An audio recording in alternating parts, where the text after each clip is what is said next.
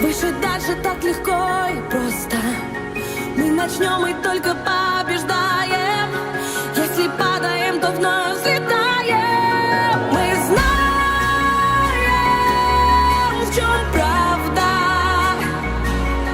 Ты наша команда. И она без тебя высоко не взлетит.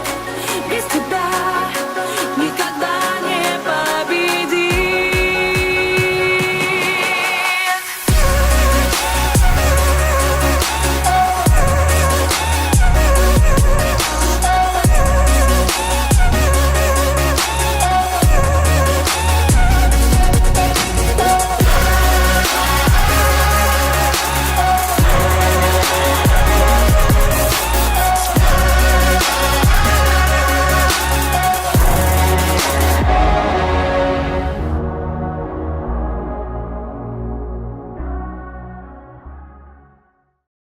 Telstar é o nome, obrigada, que escolheram para a bola dessa Copa do Mundo que está para começar. Não é a primeira vez que esse nome é usado. O nome, na verdade, já foi usado.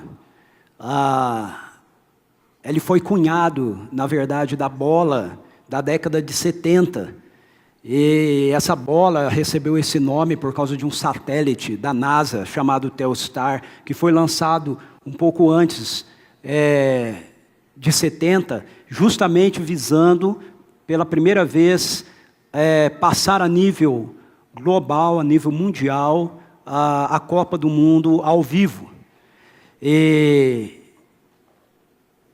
isso foi possível por causa desse satélite. Então a Adidas, na época, fez essa bola, cunhando o nome do satélite. Então a bola ficou se chamando Adidas Telstar. Foi a primeira vez que o nome foi utilizado, então, na década de 70. A versão atual da bola tem como objetivo fazer justamente essa ligação, essa ponte entre o que está acontecendo agora e essa realidade do passado. Então, expressar a perspectiva daquilo que já aconteceu dentro da realidade de um novo mundo, onde nós estamos vivendo, marcado pela tecnologia. Isso foi pensado assim porque, de fato, essa bola, chamada Telstar, ela foi a primeira bola ligada no passado à tecnologia. Porque ela foi feita para poder haver a transmissão ao vivo da Copa do Mundo de 70. Naquela época, a televisão não era colorida. Então, a ideia era fazer uma bola que fizesse com que as pessoas pudessem perceber de forma mais nítida a bola. Então, ela foi feita branca com gomos pretos.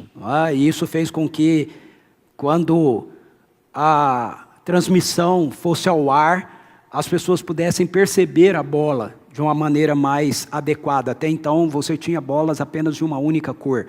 E eles basearam isso nessa ideia do satélite para, então, poder fazer com que a imagem da bola ficasse mais nítida. A Telstar atual, ela tem um chip inserido na bola que vai fazer com que a FIFA tenha todas as informações em tempo real daquilo que está acontecendo no jogo. Então, essa perspectiva da ligação do presente com o passado através da bola é o que inspirou usar-se o nome novamente de Telstar, ok? Para a bola da Copa aí da Rússia. Mas um jogo de futebol, uma Copa do Mundo, não é feito meramente de uma bola, não é? Ela é feita, na verdade, de um conjunto de dinâmicas, de realidades, que inclui a composição de cada time, que envolve toda a estrutura que vai viabilizar o assim chamado maior espetáculo da Terra, não é mesmo? E um dos primeiros elementos, tem que dar uma olhada aí, porque acho que está paralisado. Um dos primeiros elementos que compõe essa estrutura é a coletividade. A coletividade. Um jogo de futebol sem coletividade não há sucesso. Ou seja, todos, comissão técnica, time, todo mundo precisa estar focado e unido em prol de um único objetivo, de um objetivo em comum, que no caso dos times, numa Copa, é a vitória, né? É se consagrar campeão. E isso nos reporta para o que a gente tem vivido nesses últimos dias no nosso país. Como, por exemplo, a famosa greve, né, dos caminhoneiros. Essa greve demonstrou algumas posturas que simplesmente manifestam como a nossa sociedade, na verdade, não é um lugar em que se vive em busca de coletividade. Embora a gente tenha ouvido, né, e lido muitas pessoas afirmando e falando dos caminhoneiros como se eles fossem uma espécie de salvadores da pátria, né, da nação, o que a gente viu muitas e muitas vezes, em várias circunstâncias diferentes, foi, na verdade, essa ênfase em cima do individualismo que a nossa sociedade vive.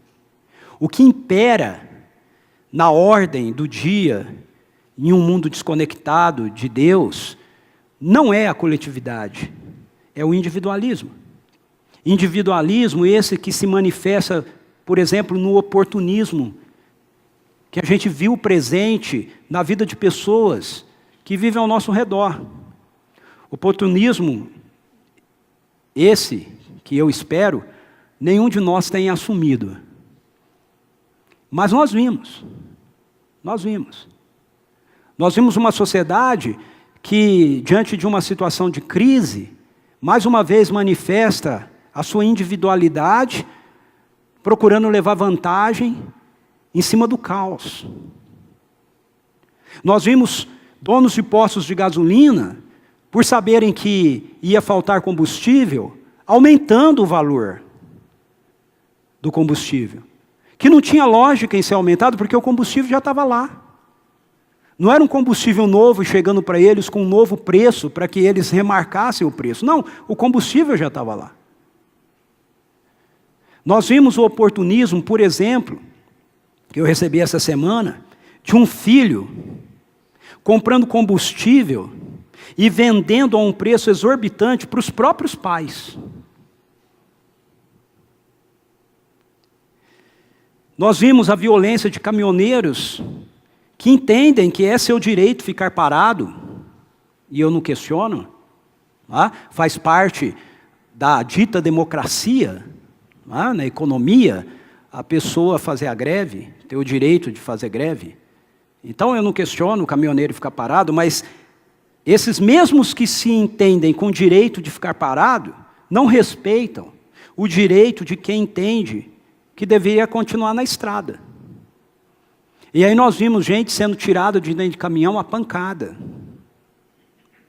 A gente recebe a notícia de um caminhoneiro que morre por causa de uma pedrada. Isso é heroísmo? Isso é viver em prol da coletividade?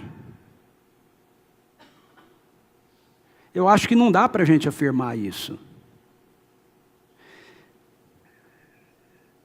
Atitudes como, por exemplo, outra notícia que eu obtive essa semana, de uma vizinha que vê a necessidade de outra, que está sem gás de cozinha, ou que só está com um botijão de gás de cozinha, e se aproveita para vender o botijão a mais que ela tem por R$200. E a outra vizinha compra. Então, não era para ser assim. Esse negócio está funcionando? Não está aí, não está funcionando, ele está travado. Não era para ser assim. O Evangelho do Reino, ele é a convocação de Deus para que nós vivamos uma vida de coletividade, não uma vida de individualismo, não uma vida que diante das necessidades ao nosso redor, a gente saia correndo cada um, procurando defender aquilo que é seu. Não é essa a proposta do reino. A proposta do reino é outra. A proposta do reino é a convocação de Deus para que a gente viva de uma maneira coletiva e assim a gente possa fazer, na verdade, um gol no individualismo que a gente vê presente aí ao nosso redor. E a questão para a gente é a seguinte: como o Evangelho constrói isso? Como o Evangelho pode construir uma vida de coletividade?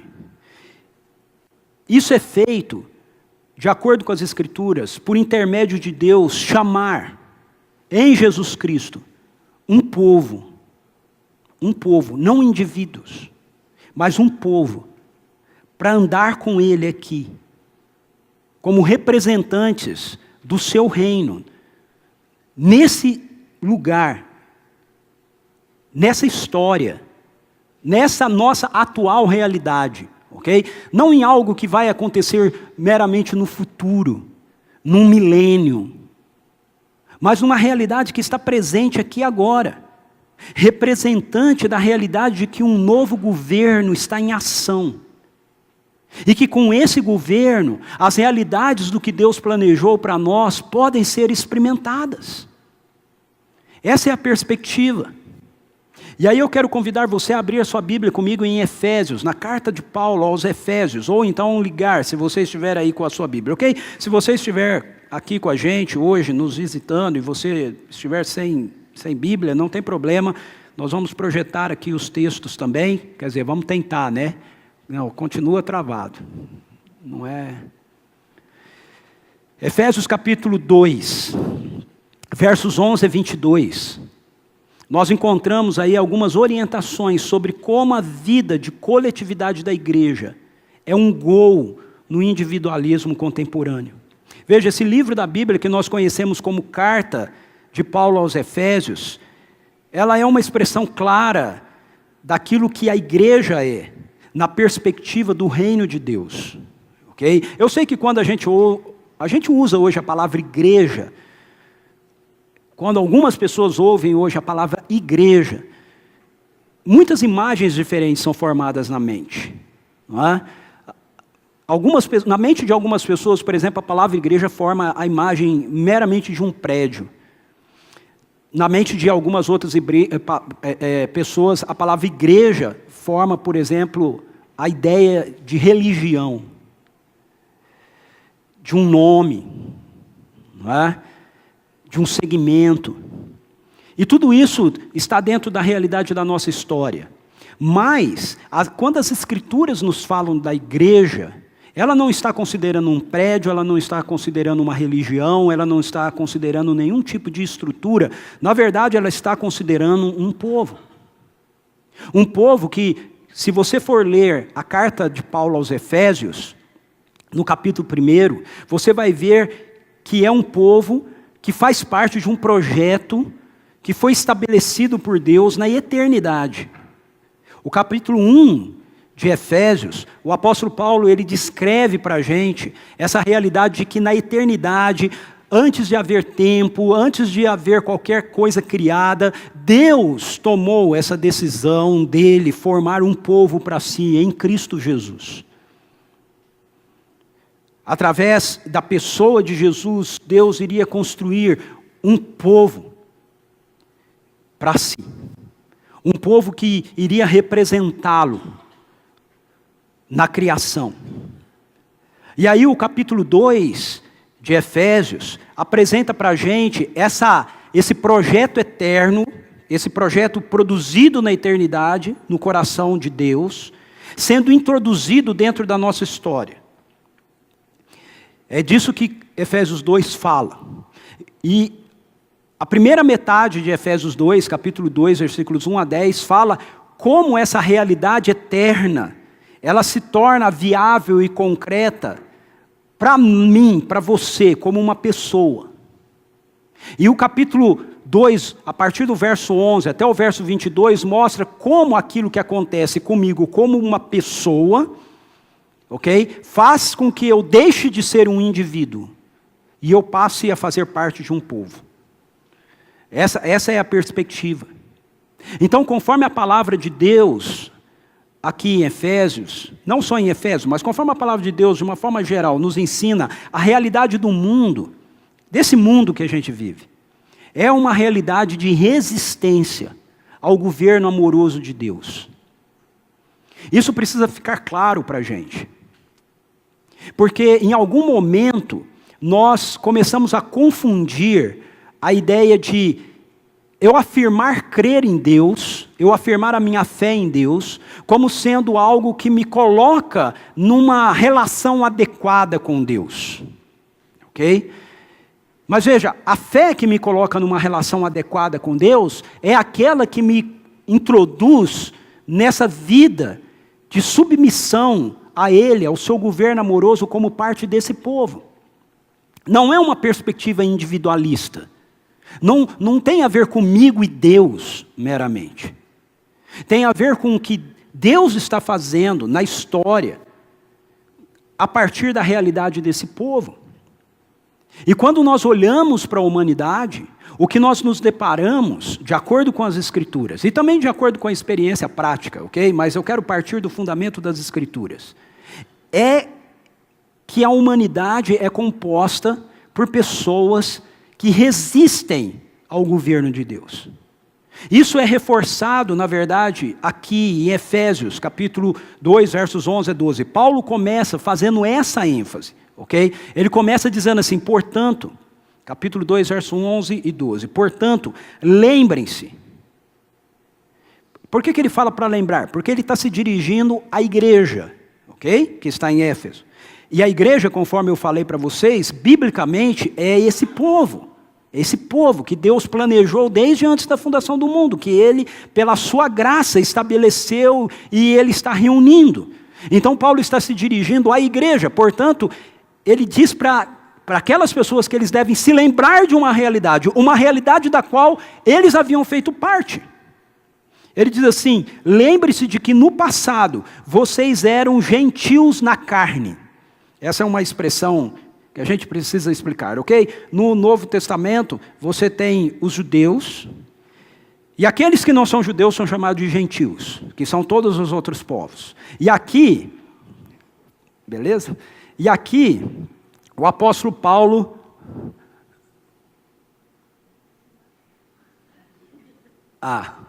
ok. E aqui o apóstolo Paulo, eu acho que ainda não está, mas tudo bem. Bom, eu vou deixar isso para lá, tá certo? Para a gente se concentrar aqui. Aqui o apóstolo Paulo, ele tá se dirigindo então à igreja de Éfeso, falando, outrora vocês eram gentios na carne. Ou ele está dizendo, olha, humanamente falando, vocês não eram realmente judeus, ok? Vocês eram chamados de incircuncisão, porque o judeu, ele tem a prática da circuncisão lá na criança, por aqueles que se intitulam circuncisão. Então ele está falando aqui do quê? Ele está falando aqui de uma disputa, ok? De um problema étnico, que os judeus, eles não aceitavam nenhuma outra pessoa de nenhuma outra nação, porque eles se entendiam em Abraão o povo de Deus. Mas Paulo diz em Efésios capítulo 1, como eu falei, que antes da eternidade, na eternidade, antes da criação do mundo, Deus estabeleceu alcançar um povo, e esse povo não eram os judeus. Esse povo de Deus é a igreja. E o que Paulo vai mostrar aqui é que a igreja ela é formada por gentios e por judeus. Mas ele começa falando dessa realidade geral. A realidade geral é que todos nós, toda pessoa, todo ser humano, ele nasce automaticamente resistente ao governo amoroso de Deus sobre a sua vida. Naquele tempo, ele diz, vocês estavam sem Cristo, separados da comunidade de Israel, e estranhos às alianças da promessa, não tendo esperança e sem Deus no mundo. Então veja, a igreja, quando ele diz naquele tempo, significa que agora, isso não é mais assim. E por que isso não é mais assim? Porque agora vocês fazem parte desse povo que ele descreveu no capítulo 1, ok? Que é o povo que está no coração de Deus desde antes da fundação do mundo. Que é esse povo que Deus está reunindo, está juntando. E o desejo dele é que todos na humanidade façam parte desse povo. Assim, a igreja é a resposta de Deus para essa realidade. Na sua coletividade, a igreja expressa um gol na cultura individualista em que vivemos. Por quê? Porque pelo poder do Evangelho, de acordo com a palavra de Deus, a inimizade que existe é destruída. A inimizade que existe entre nós e Deus é destruída. A inimizade que existe entre nós, como seres humanos, é destruída. Realmente não está, viu? Deixa eu ver. Ok, agora está pegando. Maravilha, vamos lá. Então esse é o texto que nós já lemos, ok?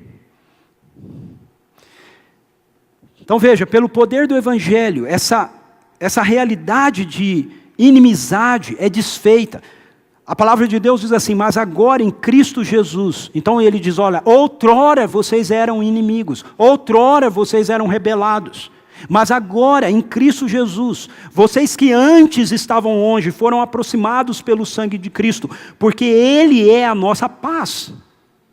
De dois povos, esses dois povos aqui é o judeu e o gentil, todas as outras nações. Ele fez um só povo. Esse povo chama-se igreja. Na sua carne, na carne de Jesus, na vida de Jesus, Ele derrubou a parede de separação que estava no meio, a inimizade. Cristo aboliu a lei dos mandamentos na forma de ordenanças, para que dos dois criassem em si mesmo uma nova humanidade, fazendo a paz, e reconciliasse ambos em um só corpo com Deus, por meio da cruz, destruindo a inimizade por meio dela. Vejam, na nossa sociedade, nós achamos que a coletividade, ela vai ser gerada por conchavos políticos. Ou nós achamos que a coletividade vai ser gerada pela força de movimentos que unificam as pessoas em torno de uma causa comum. Nós achamos que a coletividade vai ser formada através de agendas sociais. Ou por intermédio de um grande espetáculo, como a Copa do Mundo. Quando a gente tem que ouvir o Galvão Bueno, né, e todos os outros comentaristas dizendo assim, olha só como todos se entendem e se confraternizam.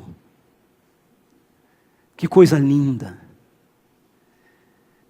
No entanto, quando nós nos deparamos com as crises que nós assistimos aí,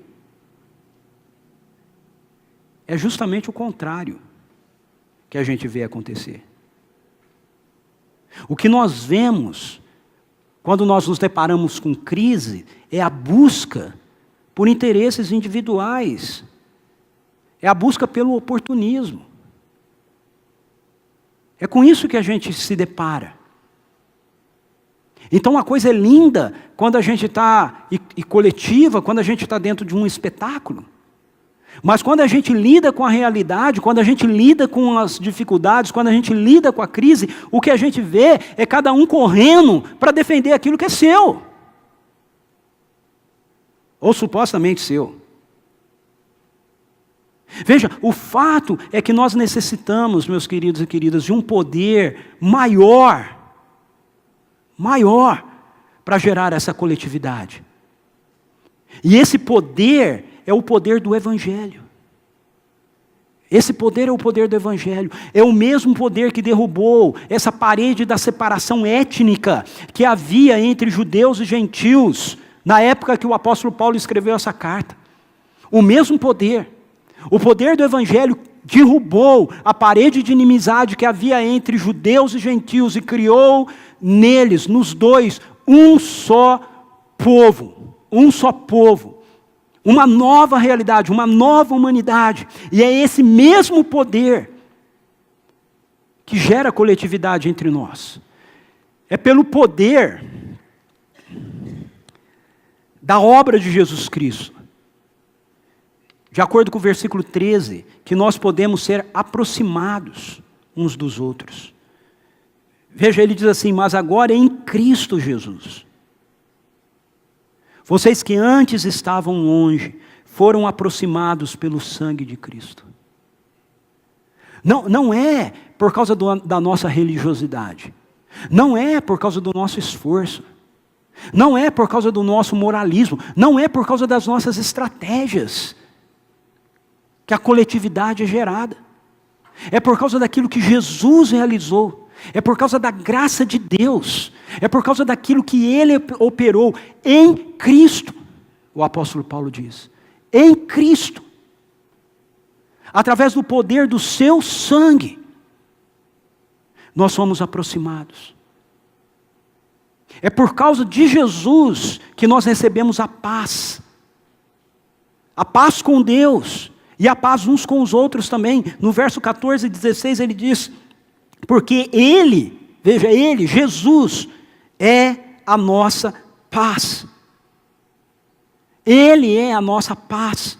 De dois povos, Ele fez um só, e na sua carne, ou seja, quando Ele morreu fisicamente naquela cruz, Ele derrubou a parede da separação que estava no meio, a inimizade entre os seres humanos e Deus foi derrubada através do sacrifício de Jesus naquela cruz. Ele diz, Cristo aboliu a lei dos mandamentos na força de ordenanças para que dos dois criasse em si mesmo uma nova humanidade, fazendo a paz. A paz é estabelecida então entre as pessoas através de Jesus. Quando eu me rendo àquilo que Jesus fez naquela cruz, eu passo a ter paz com Deus, mas eu também passo a ter paz com os outros. Eu passo a ter paz com o meu semelhante. Eu passo a desfrutar dessa paz, e essa paz é estendida ao outro. No verso 16 ele diz, e reconciliasse ambos em um só corpo com Deus por meio da cruz, destruindo a inimizade por meio dela. Então veja, se eu estou em paz com Deus, e você está em paz com Deus, então nós precisamos estar em paz um com o outro. Porque nós fomos reconciliados, todos nós, por aquilo que Jesus Cristo realizou, por aquilo que Jesus Cristo fez. E se nós somos herdeiros dessa paz, então nós somos portadores dessa paz para o mundo. A nossa rebelião contra o governo amoroso de Deus é o que gerou a desconexão que nós lidamos uns com os outros, em toda a história humana. Veja, em toda a história humana nós podemos ter explicações sociais, explicações antropológicas, explicações filosóficas, psicológicas, para falar a respeito do caos, dos desencontros, de guerras, mas a fonte de cada uma dessas realidades é a mesma, é a nossa desconexão do governo amoroso de Deus. E isso é resolvido em Jesus. E a igreja, esse povo, que Deus estabeleceu em Cristo, antes da fundação do mundo, é uma expressão da coletividade do reino. Porque através da obra de Jesus Cristo, a nossa inimizade com Deus e uns com os outros foi resolvida. Foi resolvida. Não tem lógica nós assumirmos para nós mesmos que nós cremos em Deus, que nós cremos naquilo que Jesus realizou, que nós nos rendemos àquilo que Jesus realizou, e carregarmos um coração indisposto, um coração em guerra para com o outro. Isso é simplesmente ilógico para Paulo, ilógico para as Escrituras. O Deus que restabeleceu a paz dele conosco, restabeleceu a paz dele entre nós. Entre nós. Por isso que ao olharmos para a história, seja passada, seja presente, quando nós vemos a guerra sendo promovida em nome de Deus, é a pior de todas as atrocidades. porque não tem nada a ver com Deus. Não existe guerra santa. Não é essa a perspectiva.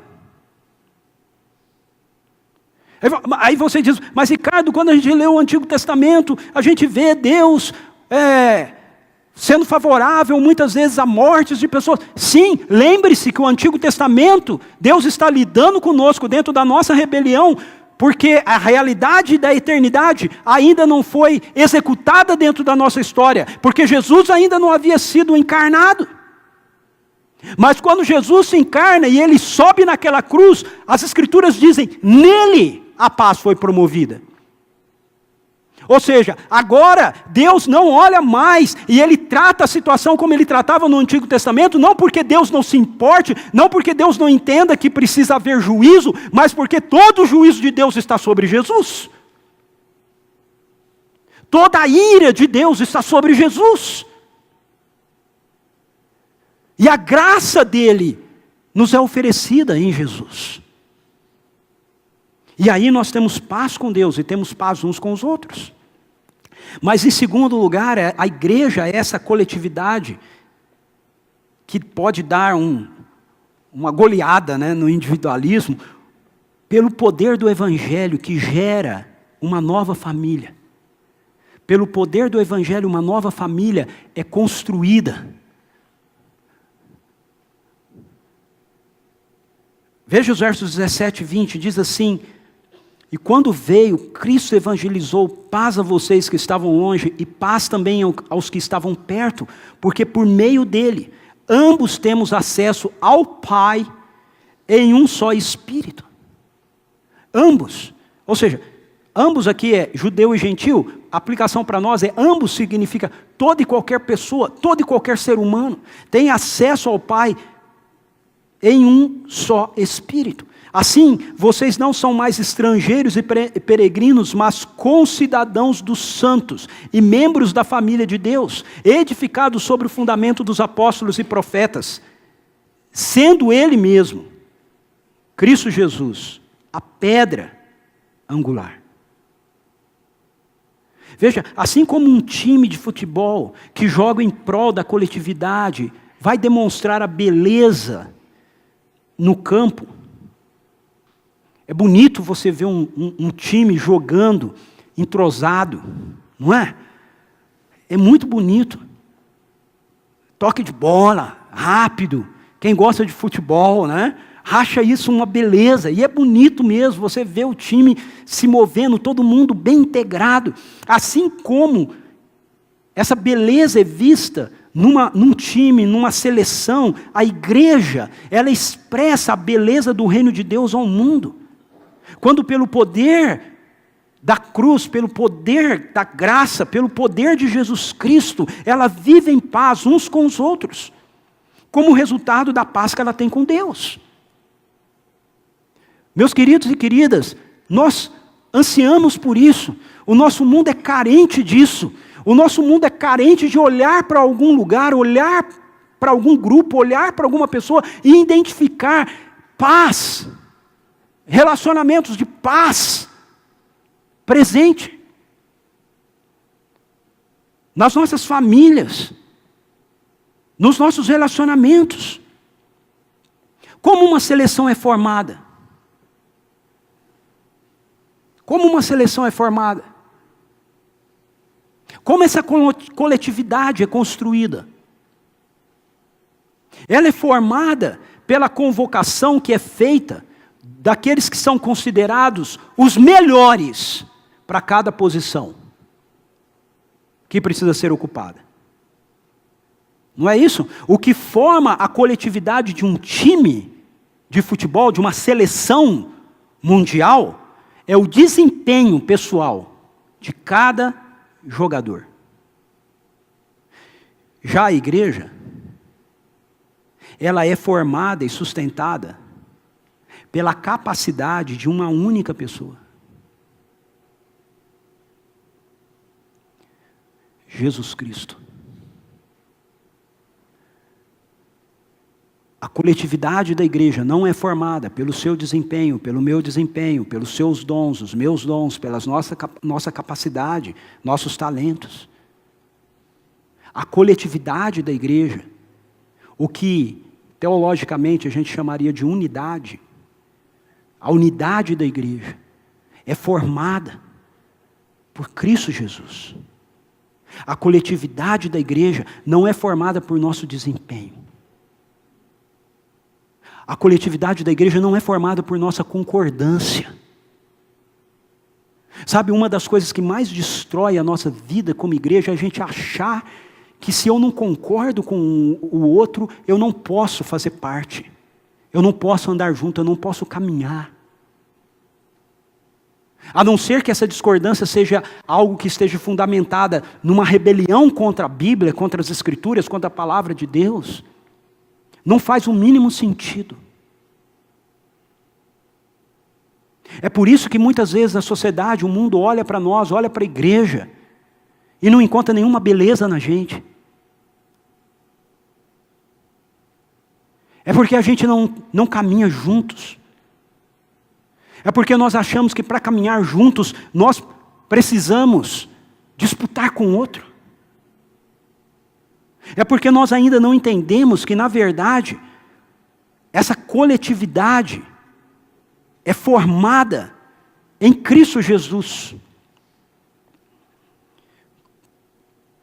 E quando isso ocorre, as Escrituras nos dizem que nós somos feitos uma nova comunidade, que a palavra de Deus chama de família de Deus. Vocês são a família de Deus. Veja, essa é uma palavra, uma expressão extremamente valiosa.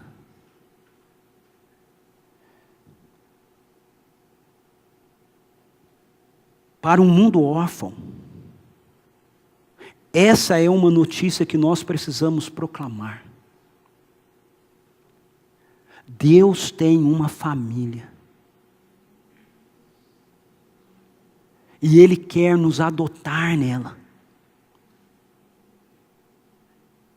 Isso tem a ver com a nossa identidade. Isso tem a ver com compreendermos que pelo poder do Evangelho, Jesus nos traz de volta para a casa do Pai. É isso que Jesus fez naquela cruz. Ele nos trouxe de volta para a casa do Pai. Nós, por causa de Jesus, podemos nos dirigir a Deus e chamá-lo de Abba, de Pai, papai, paizinho. Quando entendemos a nossa identidade como filhos e filhas de um Deus que é um Pai cheio de amor, um Pai cuidadoso, carinhoso, qual será o efeito disso? O efeito é que nós não precisamos mais passar a perna em ninguém. Nós não precisamos mais ficar desesperados de maneira individualista, diante da crise com o que é nosso, com o que eu tenho que guardar para mim, com o que eu tenho que armazenar comigo. Nós não precisamos levar vantagens. Nós não precisamos nos impor sobre ninguém. Nós não precisamos disputar uma vaga na seleção. Nós não precisamos ser melhor que o outro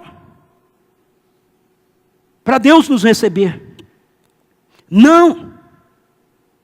Nós sabemos que nós somos amados. Cada um de nós. Somos amados. Você é amado por Deus. Você é amada por Deus. Cada um de nós, individualmente, foi Ele quem te fez. Cada detalhe da sua vida, cada aspecto do seu semblante, Ele construiu.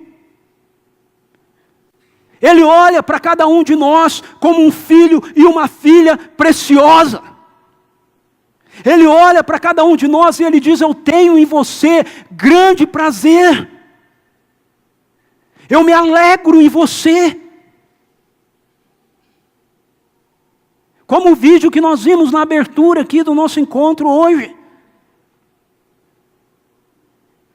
Nós fomos criados para experimentar o seu amor por nós. Deus não nos criou para sermos pecadores, Ele não nos criou para sermos rebelados contra Ele. Ele não nos criou para termos medo dEle. Ele nos criou para amá-lo, para experimentarmos o seu amor, para desfrutarmos da sua presença, para experimentarmos do seu carinho. Quando nós sabemos disso, quando nós sabemos que somos amados, quando nós sabemos que somos preciosos para Deus, quando nós sabemos que todo o seu amor nos foi entregue em Jesus, naquela cruz, nós somos livres.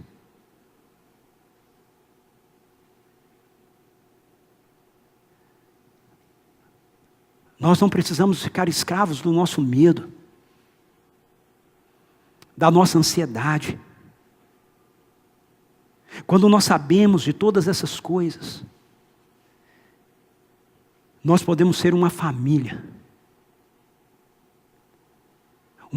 que ama,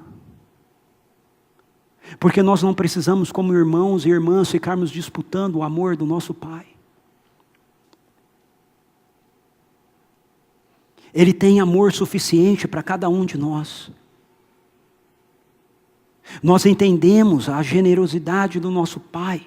Se nós entendermos a generosidade do nosso Pai, nós vamos compreender que nós não precisamos viver em um mundo de individualismo. O que nós vemos presente no nosso mundo é fruto de um espírito de órfãos.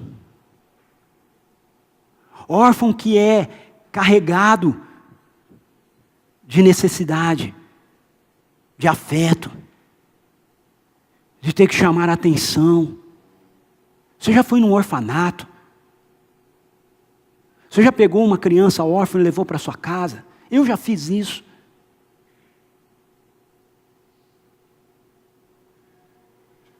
Você vê um anseio, uma necessidade que os leva a disputar pelo carinho e pelo amor, porque eles são órfãos. Nós não somos.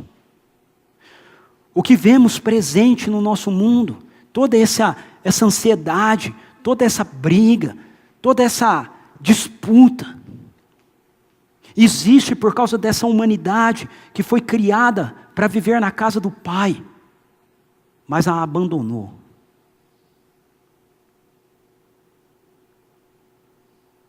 Diferentemente de uma Copa do Mundo, nós não estamos disputando uns com os outros em busca de uma vitória para o nosso grupo. Nós estamos vivendo como uma família. Uma família composta por filhos e filhas que sabem que são amados por um Pai bom. E porque a gente é amado, nós podemos estender a bondade dEle a todos aqueles que nos cercam. Quando nós experimentamos amor, nós não temos medo de amar.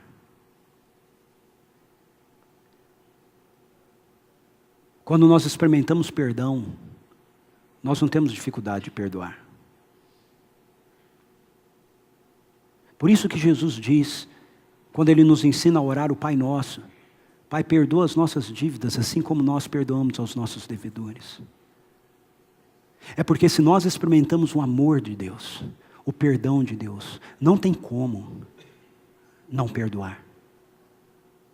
Não tem como não amar.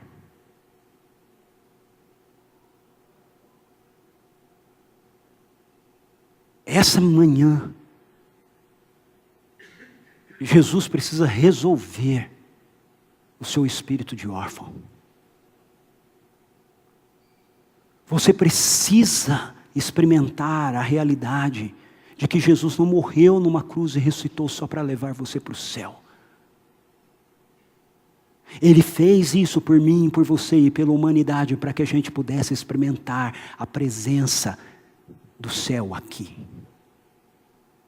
Estarmos como família de Deus aqui.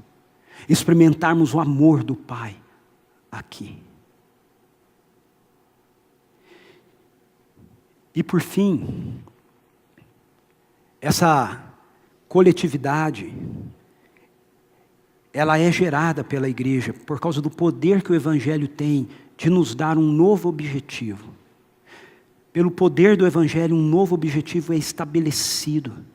Veja os versos 21 e 22, o apóstolo Paulo diz assim, nele. Eu vou te dar um exercício, ok? Depois você, na sua casa, você pega esse texto da Bíblia e você pinte ou grife todas as vezes que aparece essa expressão, nele. Nele, nele, em Cristo, nele. Nele. Todo edifício bem ajustado cresce para ser um santuário dedicado ao Senhor.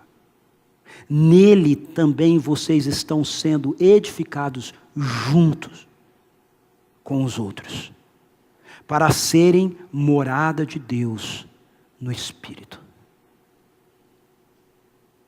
Veja, a Copa do Mundo está para começar. O objetivo dos times em uma Copa do Mundo é se consagrarem campeões. Não importa quantos títulos tenha. Né? O Brasil já tem N títulos, mas a gente quer que ele seja de novo campeão. Esse é o objetivo de uma Copa. O objetivo dos caminhoneiros com a sua greve, segundo eles, era baixar o preço do diesel. Que o preço do diesel fosse abaixado, que algumas exigências deles com relação a pedágios fossem resolvidas. Veja, todos os seres humanos, todo segmento, toda pessoa vive baseado em algum objetivo. Então, qual é o objetivo da igreja? Talvez a melhor pergunta aqui não seja essa. A melhor pergunta aqui seja, ou a pergunta correta seja, qual é o objetivo de Deus para a igreja? Porque talvez se a gente perguntar qual é o objetivo da igreja, a gente tenha a nossa perspectiva do que é o objetivo da igreja. Mas o que interessa aqui é qual é o objetivo de Deus para a igreja. Qual é o objetivo de Deus para a igreja? Qual é o objetivo de Deus para a sua família? Para mim, para você? Veja, de acordo com esse texto final aqui, o objetivo dele é nos tornar um povo que possa, nesta presente era, marcada pela rebelião e pela maldade, ser habitado por sua presença. E mais do que ser habitado pela sua presença, ter a condição de carregar essa presença conosco, para abençoar o mundo. Veja que a presença é possível porque nós estamos em Jesus. Paulo diz nele. Nele. Não em mim, não em você. Não numa programação. Não numa estrutura. Não numa teologia. Nele. Em Jesus. Em quem Ele é. Naquilo que Ele fez. Nele. Nós podemos experimentar a presença. Veja que nós podemos carregar essa presença que a gente experimenta nele, apenas se estivermos juntos. Porque o apóstolo Paulo diz aí, nele, verso 22, nele também vocês estão sendo edificados, junto com os outros, para serem morada de Deus no Espírito. estamos sendo edificados juntos com os outros. Fim do individualismo. Fim do individualismo. Game over para ele. Não é a minha vida com Deus. Não, não é. Não, não é. Não é a sua vida com Deus. É a sua vida com Deus junto com todos os outros. Se você não quer todos os outros, não tem vida com Deus. É isso que Paulo está dizendo.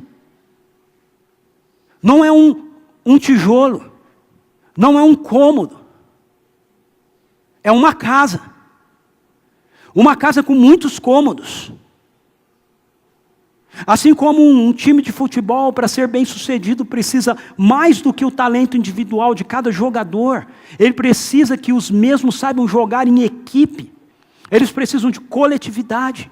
Nós, como igreja, também precisamos de caminhar juntos. Nós precisamos jogar um para o outro. E isso é possível pelo poder da vida de Jesus que está em nós. Não é possível porque nós concordamos 100% uns com os outros. Não é possível porque nós somos empáticos uns com os outros. Isso é possível porque todos nós estamos nele, para vivenciar a evidência do reino de Deus na nossa geração. Deixe-me usar um exemplo aqui. A igreja é como um grande quebra-cabeças. Pense em você como uma peça desse quebra-cabeça. Você não é todo quebra-cabeça. Eu não sou todo quebra-cabeça. Eu sou uma peça desse quebra-cabeça. Você é uma peça desse quebra-cabeça. Uma comunidade local é uma peça, ou um conjunto de peças, desse quebra-cabeça maior. Cada um de nós, como peça, carrega uma porção de Deus. Nenhum de nós aqui individualmente carrega a plenitude de Deus. O único ser humano que carregou a plenitude de Deus foi Jesus, encarnado. Quando o apóstolo Paulo em Efésios capítulo 5, verso 18, diz assim, não se embriaguem com vinho, mas encham-se do Espírito, ele não está falando para indivíduos, ele está falando para a igreja.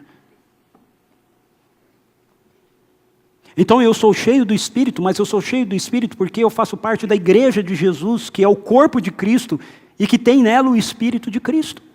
Se eu estou fora da igreja, se eu não faço parte da igreja, se eu sou um indivíduo que ando com Cristo, eu não sou cheio do Espírito de Deus. Não há como ser. Então, nós precisamos entender que separadamente, nós podemos ser identificados como uma peça desse grande quebra-cabeça. Mas somente quando nós estamos todos juntos. Somente quando nós encaixamos uns aos outros. É que nós vamos expressar com toda a nitidez a imagem de Deus que está em nós. É que o mundo vai olhar para nós, vai olhar para a igreja e vai dizer, a imagem que eles têm é a imagem de Jesus. É a imagem de Deus. Então, para darmos um gol no individualismo, nós precisamos recuperar a nossa compreensão da igreja como essa coletividade do reino de Deus no mundo. Aí eu quero considerar 3 coisas finais com você. A primeira é qual o nível de importância que a igreja local tem em sua vida. Porque a igreja geral, a universal, essa que vem lá da eternidade, termina na eternidade, ela ganha concretude na história através de comunidades locais. Então, qual é a importância que a igreja local tem em sua vida? De 0 a 10, que nota de prioridade você atribuiria a você mesmo em relação à igreja?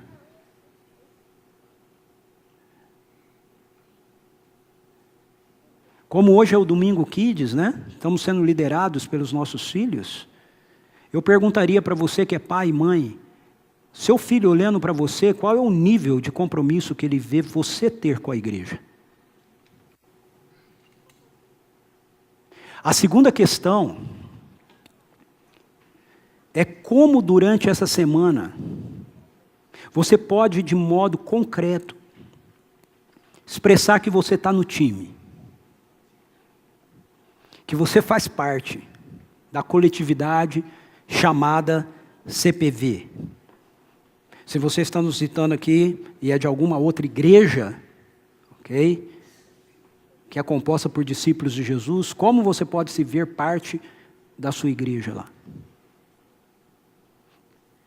Se você está aqui e não tem feito parte de igreja nenhuma, eu te convido para fazer parte dessa coletividade, ok? Precisa estar ligado no time. Então,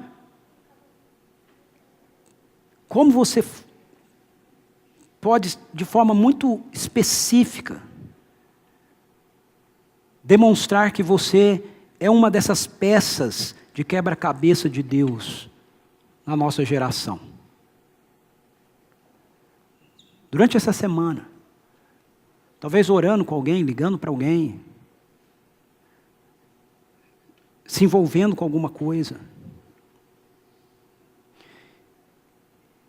E terceiro e último, você tem carregado um espírito de órfão no seu coração? Você identifica isso quando você está sempre olhando para o outro como alguém que está competindo com você? Você identifica isso quando você sempre olha para o outro achando que Deus abençoou mais ele do que você? Ou quando você olha para o outro e acha que você é mais abençoado por Deus do que a outra pessoa? Você tem carregado? Ou já entendeu que sua nova identidade de filho é a de filho e filha? Já compreendeu isso? Já entendeu que Deus, em Jesus Cristo, trouxe você de volta para casa? Não para você ser um escravo, mas para você ser um filho ou filha que o honra com a sua vida. Não para você ficar vivendo com medo dele,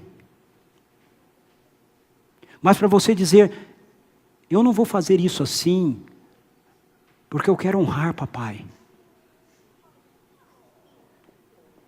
O que deve mudar na sua postura para com a igreja a partir dessa revelação?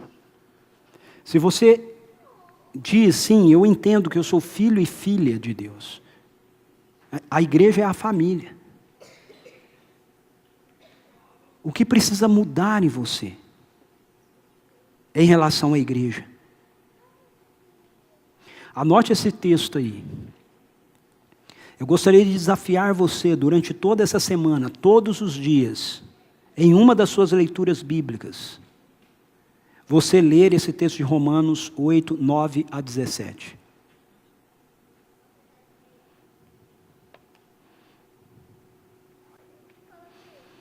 Essa mesa que nós vamos participar aqui, agora, ela é a mesa de uma família. Ela é um convite para a intimidade. Mas não apenas para a intimidade com Deus, mas também para a intimidade uns com os outros. Porque o apóstolo Paulo nos diz em 1 Coríntios capítulo 11, que se nós comemos e bebemos dessa mesa, sem discernir o corpo, nós tomamos juízo sobre nós. E discernir o corpo ali não tem nada a ver com o nosso pecado individual, como a gente aprende a vida toda por causa do nosso individualismo. Eu preciso pensar se eu pequei contra o Senhor e agora confessar.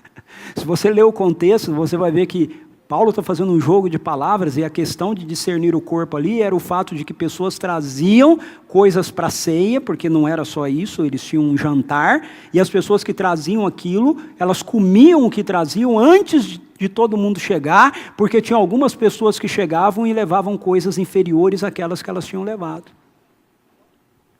E aí o apóstolo Paulo falou assim, ó, você não está discernindo o corpo, você não está entendendo que vocês são uma coisa só, que vocês são um povo só, Não existe seu e o dele, é o nosso. Então, se você comer da ceia, sim, você vai comer juízo sobre você. Como a gente aplica isso hoje para a gente? Se a gente participa dessa mesa, sem a gente entender que nós somos uma só família, nós somos um só povo, que nós não estamos aqui disputando por lugar, nós estamos aqui caminhando juntos. E nós comemos dessa mesa. A gente come juízo para nós. Eu como dessa mesa e não como juízo para mim quando eu entendo que eu sou uma família. Que nós estamos juntos na casa do Pai. E é assim que eu quero convidar você para participar dessa mesa essa manhã. Conscientes dessa coletividade, dessa unidade, de que nós somos um só povo, que como comunidade local nós expressamos essa realidade de família, que nós ansiamos em viver como família. Que nós não estamos jogando para disputar o lugar do outro. Sabe o cara que fica no banco de reserva, fica torcendo para o cara se machucar para ele poder jogar no lugar dele? Nós não estamos fazendo isso. Se estamos, temos que parar de fazer. Porque não é para fazer. É comer e beber indignamente. Eu quero convidar você a participar então dessa mesa, com essa consciência de coletividade essa manhã, com essa consciência de família essa manhã. Essa grande família, como diz o apóstolo Paulo em Efésios capítulo 3, que toma o nome do Pai. Essa grande família, no céu e na terra, que toma o nome do Pai. Amém? Vamos orar, feche seus olhos, curva a sua cabeça. Peça ao Senhor para trazer ao seu coração esse sentimento de coletividade, de família, de pertencimento, de irmãos e irmãs em Cristo Jesus. Se você está nos visitando, você faz parte de uma outra comunidade de seguidores de Jesus e discípulos de Jesus, quero dizer que você faz parte da mesma família, você só se reúne em outra casa, mas é a mesma família. Então essa mesa está estendida a você também. Você é nosso convidado para participar dela. É a mesa de Abba, de papai. Pai, a Ti nós consagramos esses elementos. Obrigado, porque eles nos falam dessa realidade, da unidade que existe em Cristo Jesus. Essa realidade da família que temos em Ti. Essa família estabelecida pelo Senhor desde antes da fundação do mundo. Muito obrigado por isso, Pai. Obrigado pelo Teu amor dedicado a nós em Cristo Jesus. Senhor, que esse amor nos motive a responder também em amor uns aos outros aqui. Para a honra e glória do Teu nome, de tal maneira que quando o mundo olhar para nós, aqueles que ainda são órfãos, ó Deus, ainda não entenderam o Seu amor, ainda não entenderam a Sua graça, possam ver em nós esse amor manifesto e possam voltar para casa, Senhor. Possam vir para casa, Senhor. Porque é isso que o Senhor deseja para cada um dos seus filhos e filhas, cada ser humano criado pelo Senhor, para ser filho e filha, não pecador, não gente rebelada e distante. Essa é a nossa oração em nome de Jesus. Amém.